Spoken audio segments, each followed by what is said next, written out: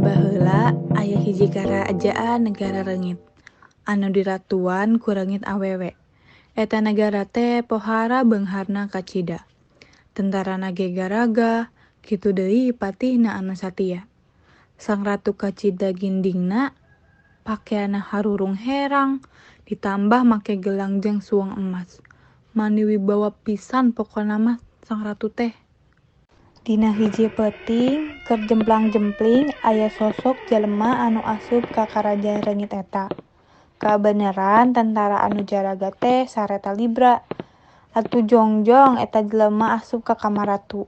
Kabeneran ratu oge keur Libra naker deui. Karayap eta jelema ngadeuketan sang ratu reungit. Tuluy suweng emas nu dipake ku ratu reungit dicopot. Tapi karek ge dicopot sabelah, ratu reungit eta kaburu hudang manten. Tuluy gegerowakan tolong, tolong, tolong.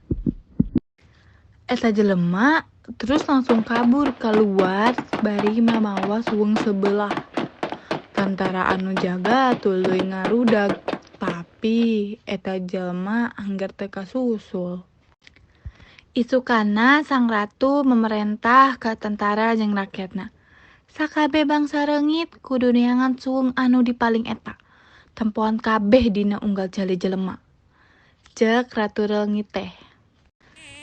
Ti harita sakabeh reungit neangan eta suweng nepi ka kiwari. Reungit-reungit teh masih kene neangan eta suweng nu sabelahna. Nempoan kana unggal jali jelema-jelema bari disada suweng cenah.